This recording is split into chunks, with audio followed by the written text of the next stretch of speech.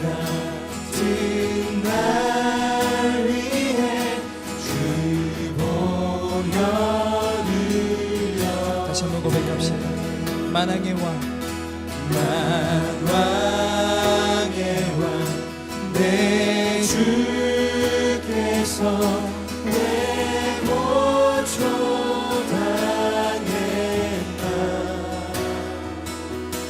이 벌레 같은 날 위해 주 보혈 흘렸네. 십자가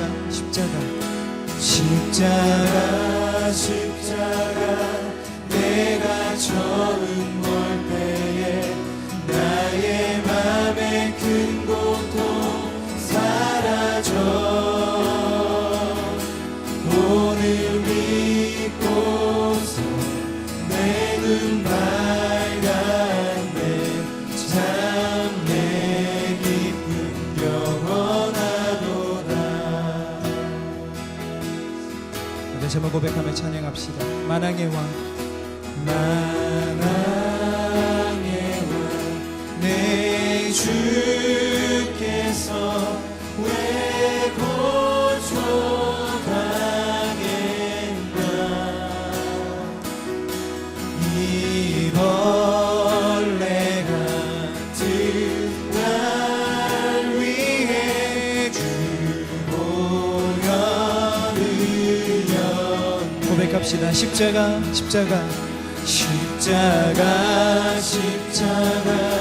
내가 처음 볼 때에 나의 맘의 큰 고통 사라져. 오늘 믿고서 내 눈 밝았네. 참 내 기쁨 영원하도다. 우리 잘 고백합시다. 주 십자가 못 박힘을 속죄함 아닌가. 그 긍휼함과 그 긍휼함과 그 은혜 말할 수 없는 은혜 십자가를 찬양합니다. 십자가 내가 처음 볼 때에 나의 맘의 큰 고통 사라져. 오늘 믿고서 내 눈 밝았네. 참 내 기쁨 영원하도다. 이어서 고백합시다. 늘 울어도 그 큰 은혜 다 갚을 수 없네. 나 주님께 못 바쳐서 다시 한번 이 고백 주님 앞에 올려드립시다. 늘 울어도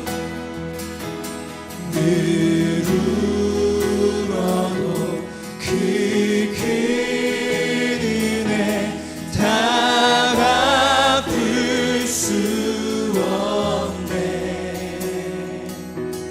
나 주님께 몸 바쳐서 주의 주님 우리를 통해 영광을 받으시옵소서. 십자가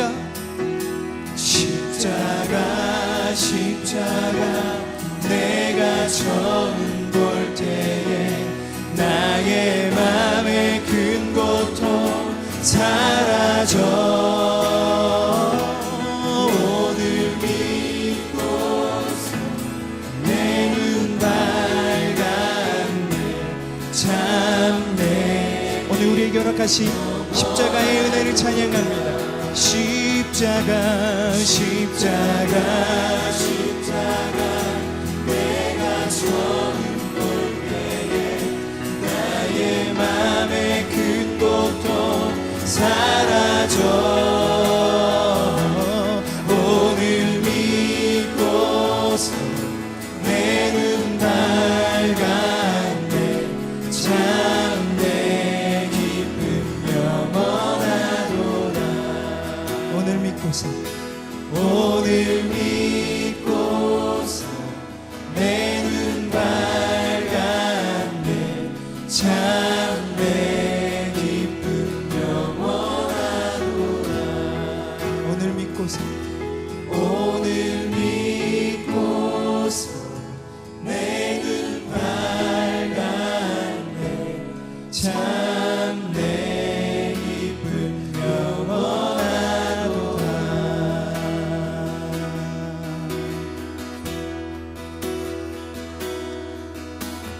주 달리신 십자가를 내가 볼 때 주님의 자비 내 마음을 겸손케 해 주께 감사하며 내 생명 주께 드리네 그렇습니다. 주님 우리의 고백을 받으시옵소서. 주 달리신 십자가를 주 달리신 십자가를 내가 볼 때 주님의 자비 내 마음을 겸손해 주께 감사하며 내 생명 주께 드리네 아멘. 그렇습니다. 예수님 그의 희생 기억할 때 예수님 그의 희생 기억할 때 자기 몸 버려 죽으신 주 나 항상 생명 주신 그 은혜를 마음에 새겨 봅니다 마음에 새겨 봅니다 고백합시다. 주 달리신 주 달리신 십자가를 내가 볼 때 주님의 자비 내 마음을 겸손케 해 주께 감사하며 내 생명 주께 드리네 그렇습니다. 믿음으로 주님 앞에 고백하기를 원합니다. 주 달리신 십자가를 주 달리신 십자가를 내가 볼 때 주님의 자비 내 마음을 겸손케 해 주께 감사하며 내 생명 주께 드리네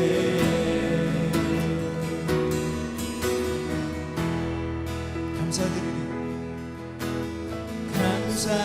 감사드리리 주의 십자가 나의 친구 되신 주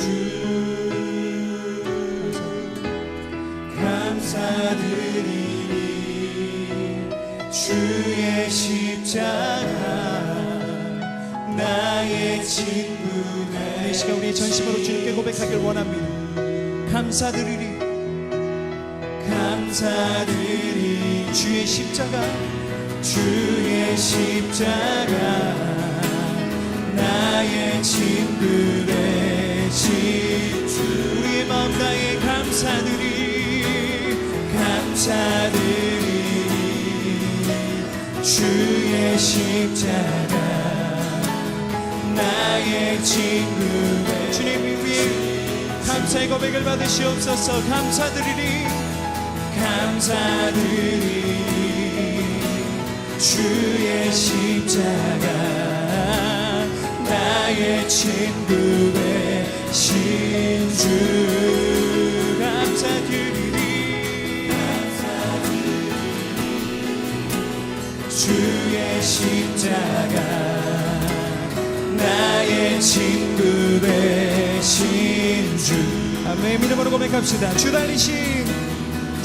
달리신 십자가를 내가 볼 때 주님의 자비 내 마음을 겸손케 해 주께 감사하며 내 생명 주께 드리네. 지금 우리의 목소리로만 주님 앞에 고백하며 그 십자가를 찬양합시다. 주 달리신 십자가를 내가 볼 때 주님의 자비 내 마음을 겸손케 해 주께 감사하며 내 생명 주께 드리네. 제가 여러분 눈을 들어 그 십자가를 이렇게 바라봤으면 좋겠습니다.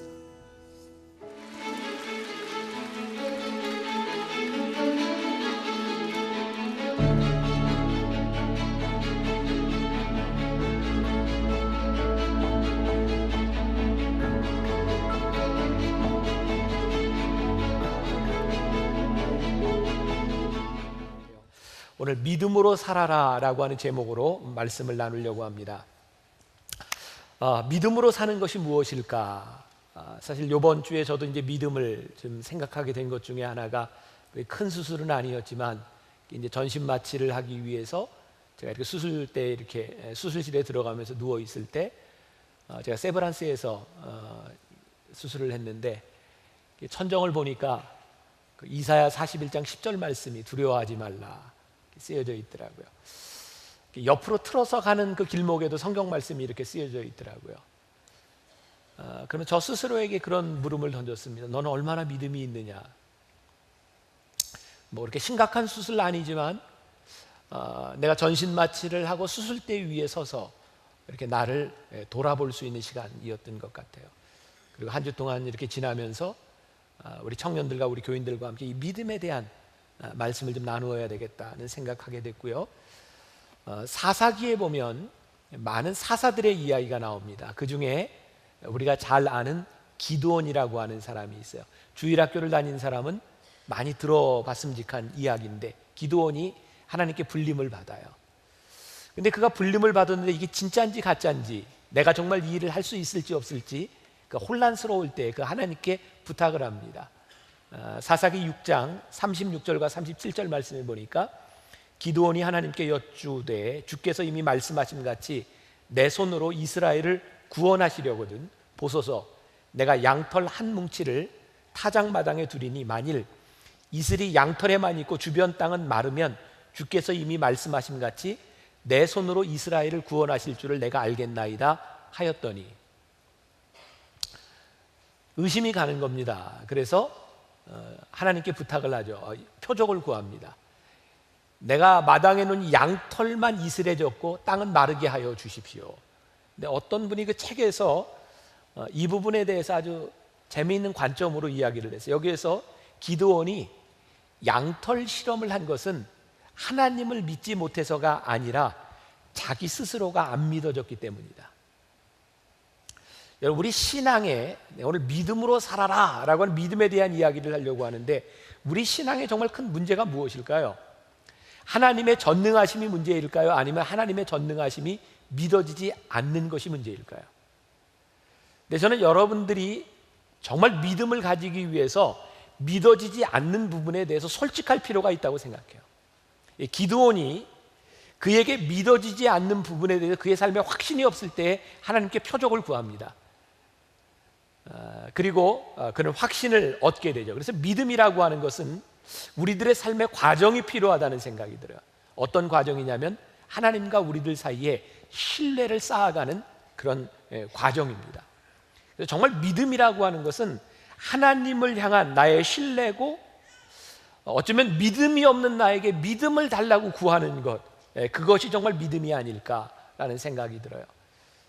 제가 지난 주간에 페이스북에다가 그런 제목의 글을 하나 썼습니다. 실망하지 마세요. 본 사람이 있어요? 있어요, 없어요?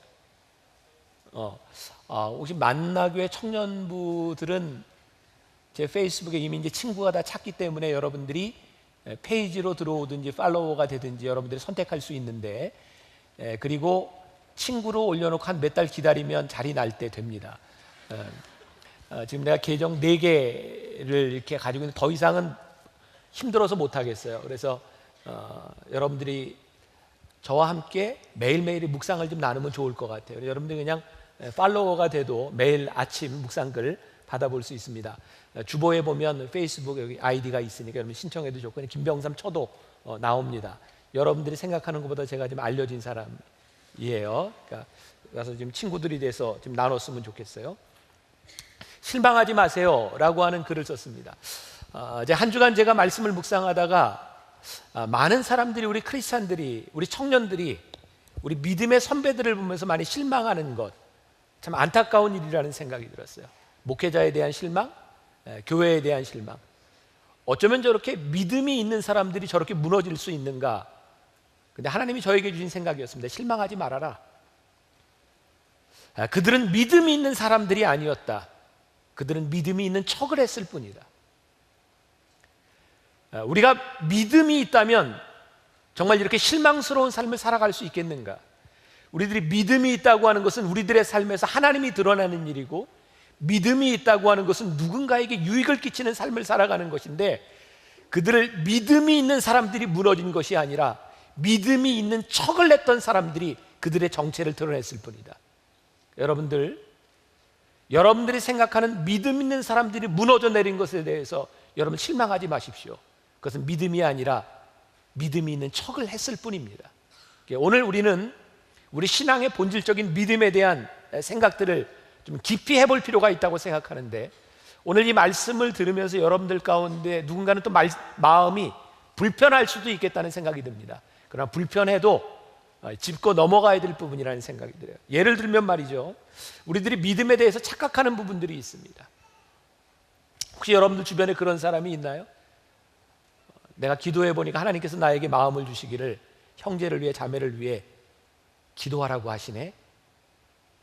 그거 믿음 아닙니다. 만약에 여러분들이 그런 말을 했다면 여러분들이 믿음 있는 말이 아니고, 누군가가 여러분들에게 그런 말을 했다면 그 사람 믿음 있는 사람 아닙니다. 왠지 아세요? 믿음은 철저하게 하나님이 드러나는 일입니다. 그런데 내가 당신을 위해 기도하는 마음이 듭니다라고 이야기하는 순간 그 믿음은 하나님이 드러나는 것이 아니라 자기의 의가 드러납니다. 그 진짜 믿음 아닙니다. 함부로 그런 얘기 하지 마시고, 여러분도 혹시 누군가를 위해 기도하고 싶은 마음이 든다면 기도하십시오. 그게 믿음입니다. 누군가에게 가서 괜히 그런 얘기하고 내가 믿음 있는 척 드러내지 마십시오. 혹시 여러분들 중에 누군가가 그런 얘기를 하는 사람을 보았습니까? 하나님이 나에게 이런 마음을 주시는데 나에게 있는 물질을 형제에게 좀 흘러보내도록 하시네, 도우라 하시네. 믿음 아닙니다. 믿음 있는 척하면서 자기를 드러내고 있을 뿐입니다. 제가 왜 이런 이야기를 하는가? 내 속에 있는 내 모습을 보았기 때문입니다. 목회자로서 제일 큰 유혹이 뭔지 아세요? 영적 권위를 가지는 겁니다.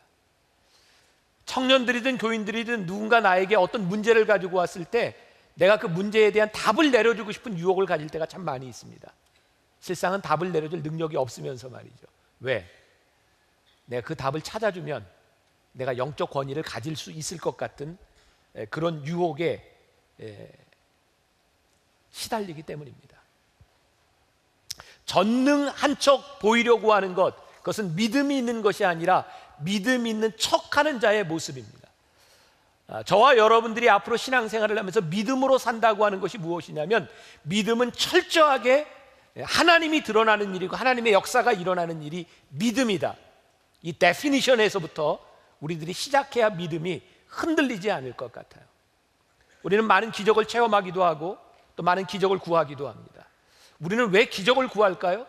우리들에게 있었던 그 기적을 우리는 왜 되풀이해서 이야기하면서 나에게 이런 기적이 있었어 라고 이야기를 할까요? 마치 하나님이 그 기적을 일으키시는 분인 것처럼. 하나님은 그 기적을 일으키시는 분이 아니라 모든 기적을 일으키실 수 있는 분인데, 나에게 일어났던 일들을 통해서 우리는 우리의 믿음을 과장하려고 하는 경향들도 있는 것 같아요. 여러분, 열왕기상 17장, 18장, 19장에 보면 성경에 나오는 가장 유명한 사건 중에 하나가 나옵니다. 엘리야라고 하는 걸출한 선지자가 이방 선지자들과 싸워서 갈멜산에서 믿음의 대결을 하고 850명의 이방 선지자들을 기손강가에서 다 죽이는 그런 놀라운 일입니다. 하나님께서 이스라엘이 얼마나 타락했는지 3년 6개월 동안 비가 오지 아니하리라 라고 말씀하셨고, 그 예언이 이루어지는 그 시점에서 물이 마릅니다. 하나님께서 엘리야를 먹이십니다. 그릿 시냇가에 물이 흐르고 까마귀를 통해서 먹을 것을 공급해 주십니다. 그리고 그것이 끝난 다음에는 사르밧 과부를 통해서 또 하나님이 도움의 손길을 주십니다. 오대원 목사님이 쓴 지금은 엘리야 때처럼이라고 하는 책에 이런 글이 나와요. 하나님은 많은 방법을 사용하여 자기 백성의 필요를 채워주시는 분이지만 그 어떤 방법도 영구적인 것은 아닙니다. 그리고 그 어떤 방법도 다른 방법들보다 더 영적인 것은 아닙니다. 우리는 하나님만 절대적으로 신뢰하는 법을 배워야지 그분이 사용하시는 방법이나 원리를 신뢰해서는 안 됩니다. 하나님의 방법도 변할 수 있습니다. 그러나 오직 하나님만이 영구히 변하시지 않습니다. 그분의 말씀도 변하지 않습니다. 하나님은 엘리야에게 그를 도울 만한 사람이 전혀 없을 때 하나님을 신뢰하는 법을 가르치시려고 까마귀를 통해 직접 그를 먹이셨습니다. 그 다음에는 다른 사람을 통해 간접적으로 그를 먹이십니다. 우리가 믿음 있는 척 착각하는 경우가 어떤 경우인지 아세요? 까마귀를 계속 구하는 겁니다. 하나님, 까마귀의 역사가 끝났는데 까마귀. 그래서 까마귀의 역사가 없으면 하나님이 일하시지 않는 것처럼, 내 믿음이 끝난 것처럼 생각합니다. 그것은 하나님을 믿는 것이 아니라 하나님의 방법을 믿었을 뿐입니다. 믿음은 그때 역사하셨던 하나님의 방법이 지금 나에게, 앞으로 내 미래에 끊임없이 역사하실 하나님을 기대하는 것, 그것이 믿음인데 우리는 방법과 원리를 찾아갈 때가 참 많은 것 같아요. 굉장히 중요한 이야기이기는 한데 여러분들 표정이 잘 이해가 되지 않는 듯한, 지금 이해가 되고 있나요? 조금 더 제가 이제 풀어서 이야기를 하겠습니다. 제가 설교 준비를 하면서 늘 그런 느낌을 가지는 것은 아닌데, 특별히 이번 설교 준비를 하면서 제가 마음이 굉장히 흥분됐었어요. 제가 병실에서 누워서 이 설교 원고를 보면서 이 말씀을 우리 교인들과 함께 나누어야 되겠다고 하는 저희 굉장히 뜨거운 마음들이 있었어요. 아마 제 마음이 있었던 것만큼 하나님께서 이 말씀 가운데 역사하시리라고 생각을 하는데, 우리 믿음을 한번 깊이 들어가 봅시다. 믿음으로 산다는 것은요, 우리의 마음을 하나님께 드린다는 거거든요. 마음을 드린다고 하는 것은 우리들이 순종한다는 거예요. 오늘 내가 성경 본문을 아직 안 읽었죠? 오 마이. 예. 사무엘상 15장 22절. 내 나이 되면 그렇게 돼요. 사무엘상 15장 22절. 같이 한번 봉독해 볼까요? 다 같이 시작. 사무엘이 이르되 여호와께서 번제와 다른 제사를 그의 목소리를 청종하는 것을 좋아하심 같이 좋아하시겠나이까? 순종이 제사보다 낫고 듣는 것이 숫양의 기름보다 나으니. 여기에 보니까 여호와께서 제일 좋아하시는 게 뭐예요? 하나님의 말씀을 청종하는 것, 그리고 순종이 제사보다 낫다라고 말씀합니다. 이 말씀이 나오게 된 배경은 유명한 이스라엘의 첫 번째 왕 사울 왕에 대한 이야기죠. 하나님께서 사울 왕을 택하셨어요. 사울 왕이 언제부터인가 하나님의 말씀에 순종하지 않습니다. 그가 제사를 드리지 않은 것이 아니고 그는 그의 방식대로 여전히 하나님께 제사를 드렸고, 그는 여전히 종교적이었는데 그는 하나님의 말씀을 청종하지 않습니다. 어떤 일이 일어났냐면, 아멜렉과의 전쟁에서 너희들이 이기면 아멜렉의 모든 것을 다 진멸하라고 했는데 사울 왕이 그게 좀 아까운 겁니다. 그래서 남겨놨어요. 그래서 사무엘이 와서 꾸짖는 겁니다. 왜 이거 남겨놨냐고 그랬더니 사울 왕이 뭐라고 대답하냐면, 이걸 가지고 하나님께 제사를 드리면 좋을 것 같아서였다는 거죠. 그래서 사무엘이 뭐라고 얘기하냐면, 하나님은 순종을 원하시지 제사를 원하시는 분이 아닙니다. 근데 우리는요, 끊임없이 무언가를 드리는 것이 믿음이라고 생각합니다. 근데 믿음은 그것이 아니라는 겁니다. 우리가 드리는 것이 믿음이 아니라 하나님의 말씀을 듣는 것이 믿음이다 라고 우리들에게 말씀하고 있습니다. 여러분들이 드리는 거 하나님께 얼마나 소중하겠습니까? 하나님이 물질이 없으십니까? 하나님이 여러분들이 그렇게 꼭 필요하시겠습니까? 우리 청년들도 하나님 앞에 그런 헌신 많이 해요. 하나님, 저를 하나님께 드립니다. 여러분들이 하나님이라면 여러분들 드릴 때 하나님 기뻐하실까요? 여러분 스스로 한번 생각해 보세요. 내가 하나님께 드린다라 그러면 여러분들이 하나님이라면 그래 참 귀한 것이라 그러겠어요. 너 고치려면 내가 꽤 힘들겠다 이런 마음이 들까요? 대개 또 뭐 청년들 가운데 그런 사람 별로 없지만 어른들 가운데 계속 아프고 수술도 몇 번 하고 뭐 이제 더 이상 가능성이 없으면 그때 하나님 저 드립니다. 좀 건강할 때 드리지. 하나님 나를 드립니다라고 이야기할 때 그게 하나님께 그렇게 기쁨일까? 어쩌면 골칫덩어리인 나를 드리는 것은 아닐까? 그럼 우리들이 또 이렇게 생각할 수 있죠. 하나님은 뭐 내 물질이 필요하신 분도 아니고 뭐 내가 필요하신 분도 아닌데 내가 뭐 이렇게 헌신하고 내가 뭐 이렇게 할 필요가 있겠어? 라고 생각하는 여러분들의 가슴 속에는 진짜 전능하신 하나님 때문에 그런 생각을 하는지 아니면 내 거 드리기가 좀 아까워서 그런 생각을 하는지 양심에 손을 얹고 깊이 있게 우리 믿음을 한번 점검해 봐야 될 필요가 있어요. 사랑하는 여러분, 하나님이 우리가 없으면 무엇을 못하시는 분 아니고요, 우리들이 하나님 앞에 그렇게 소중하게 드려질 만큼 우리게 존귀한 존재 아닙니다. 근데 하나님이 우리의 드림, 그래서 기뻐하시는 이유는 우리의 어떤 자격에 있는 것이 아니라 하나님이 우리를 사랑하시기 때문입니다. 내가 너를 정말 사랑하기 때문에 네가 나를 드린다고 하는 것, 그것이 하나님의 마음을 기쁘게 하시는 것이지 우리가 가지고 있는 어떤 퀄리티가 하나님을 기쁘게 하시는 것은 아닙니다. 하나님이 우리를 너무 사랑하시기 때문에 우리를 위해 십자가에 죽으신 일이지 우리들이 그렇게 가치 있는 사람이기 때문에 십자가에서 죽으신 것이 아닙니다. 우리를 사랑하시기 때문에 나를 드린다고 하는 그 드림이 하나님 앞에 소중한 겁니다. 우리가 신앙생활을 하면서 우리들이 이렇게 찬양을 부르면 우리들의 참 많은 유익이 있는 것 같아요. 저도 이렇게 말씀을 준비하면서 저에게 떠오른 찬양, 지난주에 설교 여러분들 영상으로 함께 봤죠? 제가 참 당혹스러운 것 중에 하나는 제가 찬양을 할 때면 너무 조마조마해서 은혜가 다 떨어지는 성도들이 있다는 거죠. 근데도 안 할 수 없는 거 어떻게 해요? 그런 찬양하세요. 보소서 주님, 나의 마음은 선한 것 하나 없습니다. 그러나 내 모든 것 주께 드립니다. 사랑으로 안으시고 날 새롭게 하소서. 주님 마음 내게 주소서. 내 아버지, 주님 마음 내게 주소서.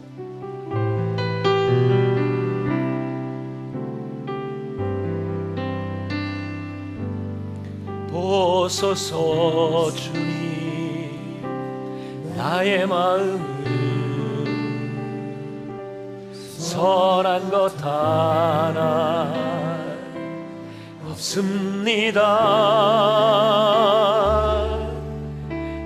그러나 내 모든 것 주께 드립니다.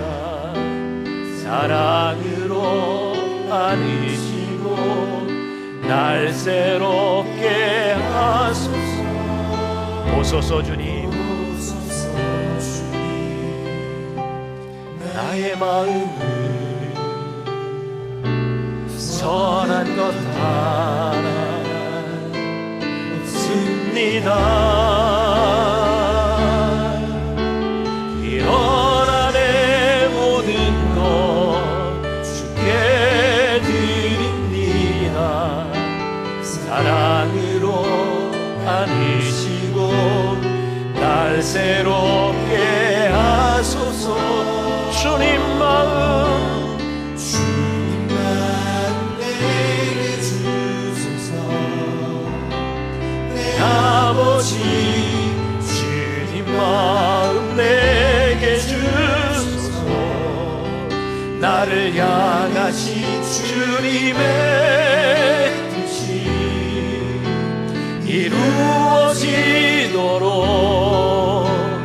주님만 내게 주소서. 주님만 내게 주소서. 주님만 내게 주소서.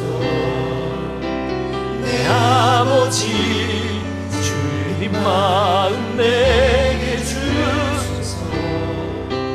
나를 향하신 주님의 뜻이 이루어지도록 주님만 내게 주소서.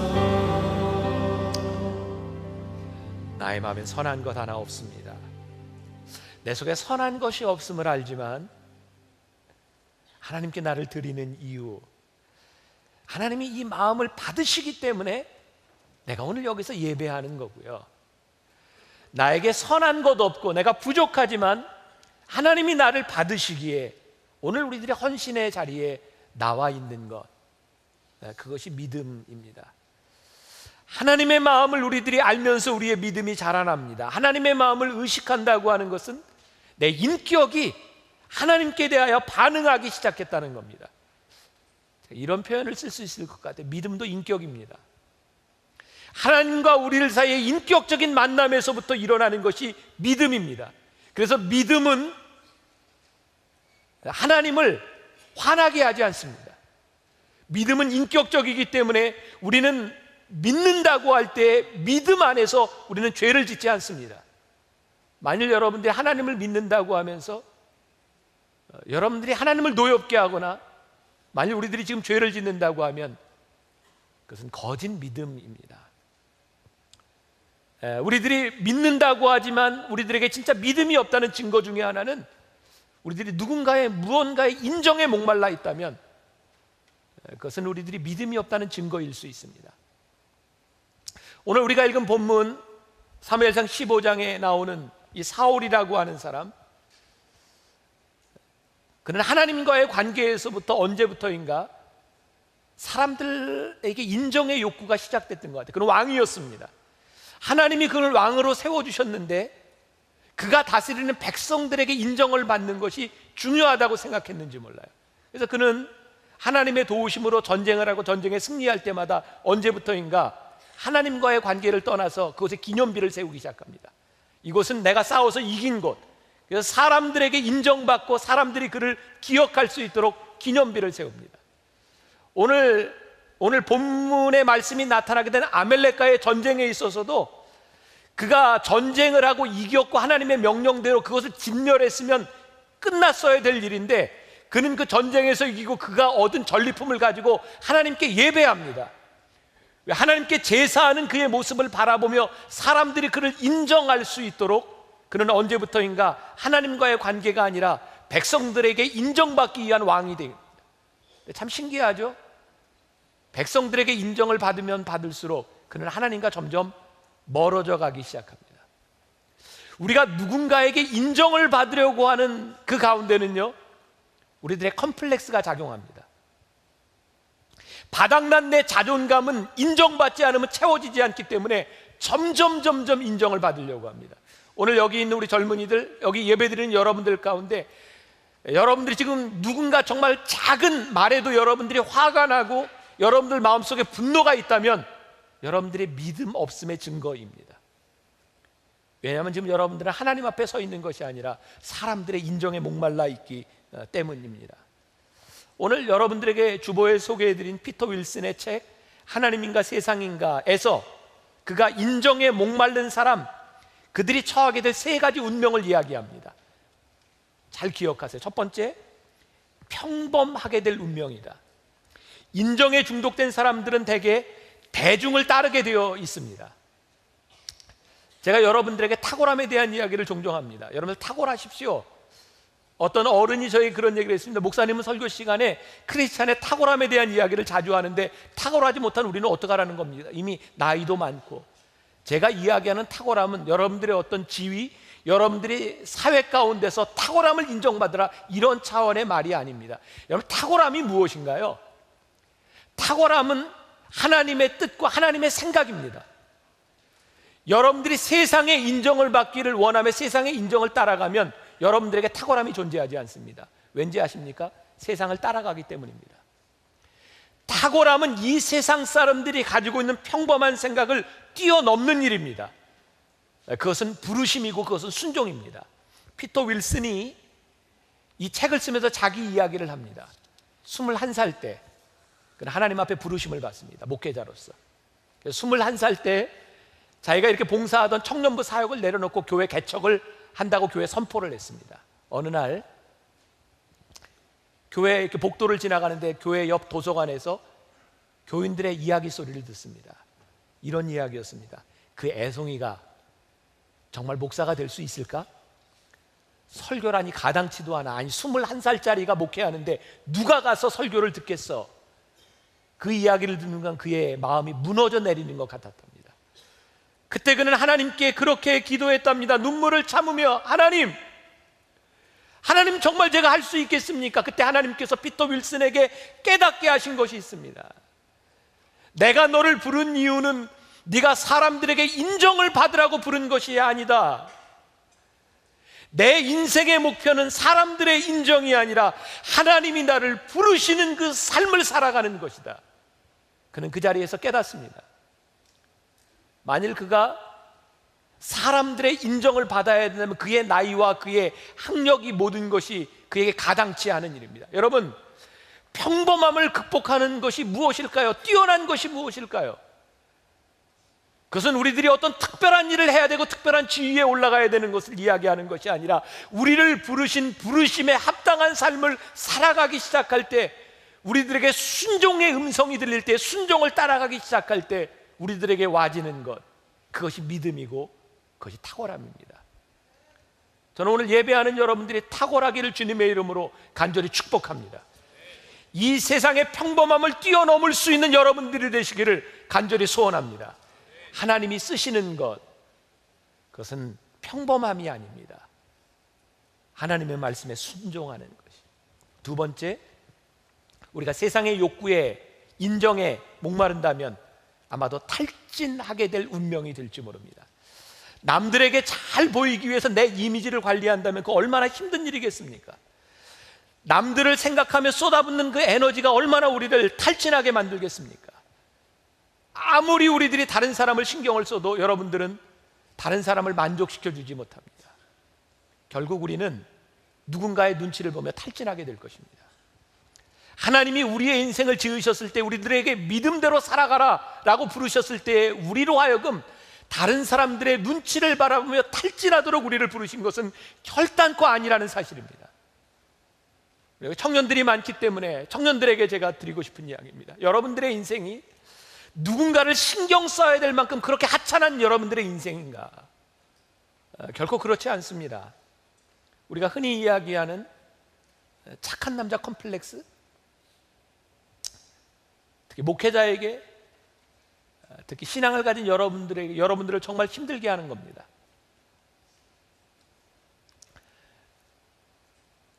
제가 한 열흘 동안 아팠어요. 열흘. 제가 수술도 몇 번 해보고 병원에 입원도 몇 번 해봤지만 이번처럼 정말 힘들었던 때가, 열흘 내내 아팠어요. 아픈 거의 유익은 살이 좀 빠지네. 진짜 아프니까. 살 빼고 싶으면 아프세요. 살 빠져요. 정말 너무 아팠어요. 내 속에 정말 인내심이 바닥나기 시작했어요. 병원에 있으면서 짜증도 내고 싶고 화도 내고 싶고 소리도 지르고 싶고 너무 아팠어요. 근데 간호사들, 의사들이 목사님 와서 이렇게 얘기하는데 화를 못 내겠는 거예요. 진짜 하루만 더 아팠으면 나 어떻게 됐을지 몰라요. 진짜 목사의 신분을 내려놓고 싶었어요. 나이 드니까 우리 집사람한테도 짜증을 못 나겠더라고요. 괜히 버림받을까 봐. 오늘 일부 설교를 하면서 우리 부목사님들 여기 앉아 있는데 그렇게 부목사님들이 안 돼 보이더라고요. 내가 선배 목사로서 내 후배 목사들을 바라보며 진짜 얼마나 힘들까. 아무리 열심히 뛰어도 모든 사람을 만족시켜주지 못하고, 내가 이 사람에게 이렇게 열심히 해도 이 사람에게 욕을 먹어야 되는, 그래서 매일 인정받으려고 하는 것들이 얼마나 힘든 일일까.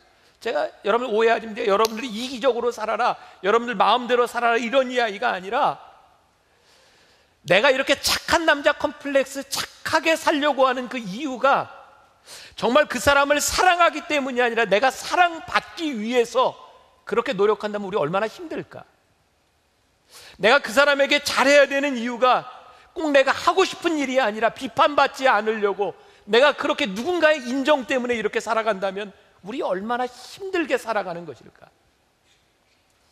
난 우리가 그렇게 살지 않았으면 좋겠다는 생각입니다. 여러분들 인생을 막 살아라, 여러분들 마음대로 이기적으로 살아라고 하는 것이 아니라, 적어도 우리가 누군가에게 칭찬을 받으려고 살아가는 것이 아니라 적어도 믿음의 원리 앞에서 우리들의 삶을 바라볼 수 있으면 참 좋겠다. 누군가 때문에 탈진하는 인생이 아니라 적어도 하나님 앞에 믿음으로 살아가는, 때로 누군가에게 욕을 먹을지 모르지만 내 믿음이 빗나가지 않았다면, 하나님 앞에 빗나가지 않았다면 그렇게 꿋꿋하게 그 길을 갈 수 있는 그런 사람이 돼야 되지 않을까. 난 여러분들이 앞으로 인생을 살아가는 동안 누구 때문에 살아가는 것이 아니라 하나님 때문에 인생을 살아갈 수 있는 여러분들이 될 수 있기를 간절히 소원합니다. 세 번째, 우리가 누군가의 인정에 목마른다면 실망과 거절을 경험하게 될 운명이 될 것이다. 아무리 사람들에게 기대를 걸어도 그 기대는 깨어집니다. 아무도 여러분들을 만족시켜 주지 못합니다. 여러분들의 상처는요, 가장 가까운 사람들 사이에서의 거절감이고, 여러분들을 정말 힘들게 하는 것은 정말 사랑하는 남녀가 만나서 살다가 그것이 채워지지 않는 것에 대한 욕구고, 자식과 부모 간에 깨어지는 그 아픔들이 얼마나 아픈 일인지 몰라요. 절대로 사람의 관계에서 여러분들의 인정과 여러분들이 채워지지 않습니다. 제가 말씀을 준비하는 중에 보았던 어떤 글인데, 이게 미국적인 상황입니다. 미국 조크인데 여러분들에게 얼마나 이렇게 와닿을지 모르겠어요. 그렇지만 이런 얘기를 듣고 안 웃으면 여러분들이 정서적으로 문제가 있는 거죠. 어떤 권태기 부부의 일상입니다. 생각하면서 들어보세요. 일주일에 2번 우리 부부는 좋은 패밀리 레스토랑에 가서 한잔하고 좋은 음식을 먹으면서 유대를 돈독히 합니다. 아내는 화요일에 가고 나는 금요일에 갑니다. 우리는 또 각자 딴 침대에서 잡니다. 아내는 캐나다 온타리오에서, 나는 애리조나 투싼에서. 나는 어디든지 아내를 데리고 갑니다. 그러나 아내는 집으로 돌아오는 길을 잘도 찾아냅니다. 결혼 기념일에 나는 아내에게 어디에 가고 싶은지 물었습니다. 아내는 오랫동안 안 가본 곳이라고 하더군요. 그래서 부엌으로 가면 어떻겠냐고 했습니다. 우리는 항상 손을 꼭 잡고 다닙니다. 내가 그 손을 놓으면 아내는 즉시 쇼핑을 합니다. 아내가 지나가는 쓰레기차를 뒤따라가며 소리쳤습니다. 제가 너무 늦었나요? 쓰레기차 운전사가 말했습니다. 아니요, 빨리 타세요. 잊지 마세요. 결혼은 이혼의 첫 번째 원인입니다. 통계적으로 이혼한 사람의 100%가 결혼했습니다. 우리 교회 어떤 부목사님의 페이스북에 이런 글이 올라왔어요. 아내가 웃으라고 해준 이야기랍니다. 키 작은 남자는 루저, 못생긴 남자는 후져, 돈 없는 남자 꺼져, 셋 다 없는 남자 뒤져. 웃으라고 한 이야기인데 자기 마음이 착잡해지더랍니다. 왜 요즘 이렇게 아내, 남편 이런 이야기들의 조크가 많을까요? 사실은 가장 행복하고 가장 좋아해야 될 관계들의 깨어짐, 그런 아픔들이 참 많이 있습니다. 여러분들 앞으로 결혼해서 살아가는 남편과 아내 굉장히 중요합니다. 그러나 만일 남편의 인정에 목말라 있거나 아내의 인정에 목말라 있다면 여러분 절대로 행복하지 않습니다. 그 어떤 인정으로도 여러분들을 채워주지 못합니다. 오늘 제 말씀의 제목이 믿음으로 살아라. 오늘 우리들의 해결책이 무엇일까? 오늘 본문에서 우리는 한 실패한 인간의 이야기를 봅니다. 하나님께 불리움을 받았으나, 하나님의 인정을 받았으나 그가 어느 순간부터 사람들에게 인정을 받으려고 시작하면서 그는 점점 빗나간 인생을 삽니다. 그는 사람의 인정을 다 채울 수도 없었고 결국 하나님께 버림받습니다. 사랑하는 여러분, 참 무서운 이야기인데요, 우리가 믿음으로 구원을 받는데 하나님이 우리를 부르시는데 우리 하나님 앞에 순종하지 않으면 하나님이 우리 쓰시지 않습니다. 우리들이 하나님 앞에 불리움을 받은 우리가 언제부터인가 세상에 인정받기를 원할 때 하나님은 우리를 쓰실 수가 없습니다. 굉장히 두려운 이야기고, 저와 여러분들이 꼭 기억해야 될, 믿음으로 산다고 하는 것은 우리들이 끝까지 변함없이 하나님 말씀 앞에 순종하며 말씀을 청종한다는 겁니다. 그 이야기는 끊임없이 하나님과 인격적인 관계 속에 살아간다는 겁니다. 요한복음 4장에 보면 사마리아 우물가에서 물을 깃던 한 여인의 이야기가 나옵니다.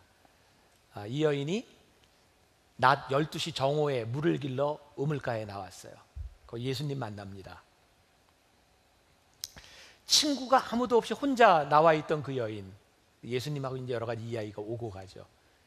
예수님이 이 여인에게 말씀하십니다. 내 남편을 데려와라. 이 여인이 뭐라고 대답하냐면, 저 남편 없어요. 이 남편 이야기는 이 여인에게 제일 부끄러운 일입니다. 누구에게도 내놓지 못한. 예수님이 이 여인의 가장 부끄러운 것을 팍 찔렀어요. 너 남편이 5씩이나 있는데 너 지금 있는 남편도 네 남편이 아니다. 사람들이 여러 가지 추측을 하고 해석하지만 분명한 건 이 여인이 남편이 5이 있다고 하는 것만으로 이 여인은 무척 힘든 인생을 살았구나. 이 여인의 가장 부끄러운 부분이었어요. 아마 이 여인이 남편을 계속 바꿨던 이유는 자이든 타이든 뭔가 그의 삶의 만족을 찾으려고 하는 이유가 있었을 겁니다. 근데 아무리 찾아도 그의 인생에 만족이 없었습니다. 그래서 혼자 물을 길러왔던 그 여인, 근데 예수님과 어떤 이야기가 더 오고 왔는지 모르는 예수님께서 이 여인에게 말씀합니다. 내가 너에게 생수를 주리라. 이 여인이요, 자기의 모든 부끄러움과 자기의 모든 과거를 알고 있었던 이분, 더 이상 너에게 목마르지 아니하는 생수를 주시리라고 하는 이분의 이야기를 들으며 깨닫게 된 것이 있습니다. 이분이 나의 주인이고 이분이 나의 메시아입니다. 이 사마리아 우물가의 여인이, 사람들과 어울리기 싫어했던 이 여인이 물동이를 놔두고 마을로 뛰어들어갑니다. 내가 메시아를 만났습니다. 내가 메시아를 만났습니다. 사람들의 인정에서 보면 그 여인은 정말 루저였고, 그 여인은 아무 가치 없는 여인이었는데 그 여인의 마음 가운데 아주 샘솟는 기쁨을 가지고 사람들에게 뛰쳐나가기 시작합니다. 나를 인정하시고 나를 용납하시고 나를 받아들여 주신 그분이 있습니다. 여러분, 그분을 만나세요. 벅찬 가슴으로 뛰어나갑니다. 이 여인에게 있어서 더 이상 사람들의 인정이 중요한 것이 아니라 예수님께서 자기를 용납하셨다는 거예요. 그게 이 여인의 삶을 바꿔놓았습니다. 여러분들의 삶을 바꿔놓을 수 있는 일은 세상의 인정이 아닙니다. 왠지 아세요? 절대로 세상의 인정은 채워지지 않기 때문입니다.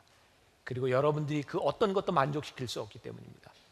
하나님이 여러분들을 용납하셨다는 그 일 하나만으로 여러분들의 가슴이 뛰기 시작합니다. 그 믿음으로 우리들이 세상을 살아갈 수 있는 용기가 우리들에게 생기기 시작합니다.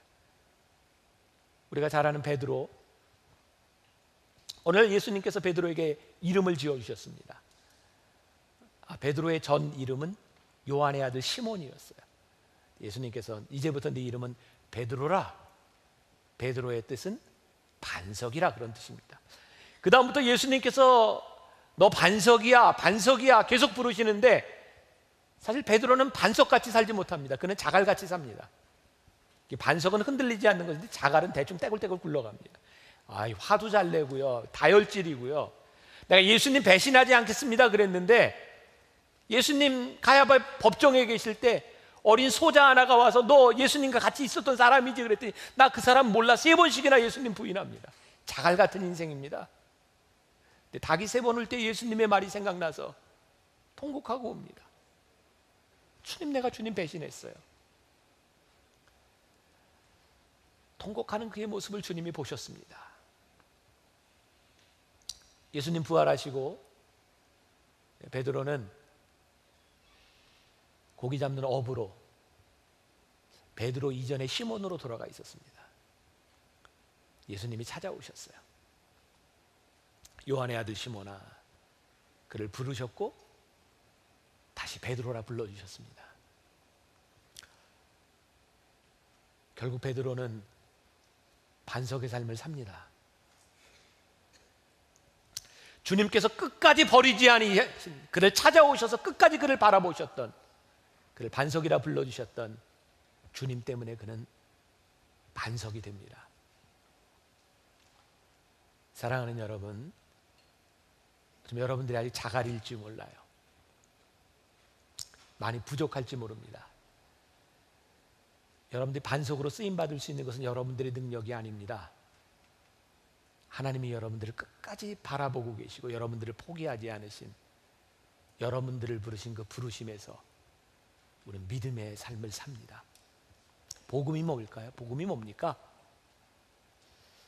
여러 가지로 이야기할 수 있겠지만 복음은요, 믿음으로 사는 겁니다. 우리를 부르신 믿음, 우리를 절대로 포기하지 않으시는 믿음, 세상이 뭐라고 해도 우리를 인정하시는 그 부르심 앞에서 제가 세상의 인정에 목마르지 아니하고 나를 부르신 그 부르심에 내가 살아가겠습니다. 그게 믿음입니다.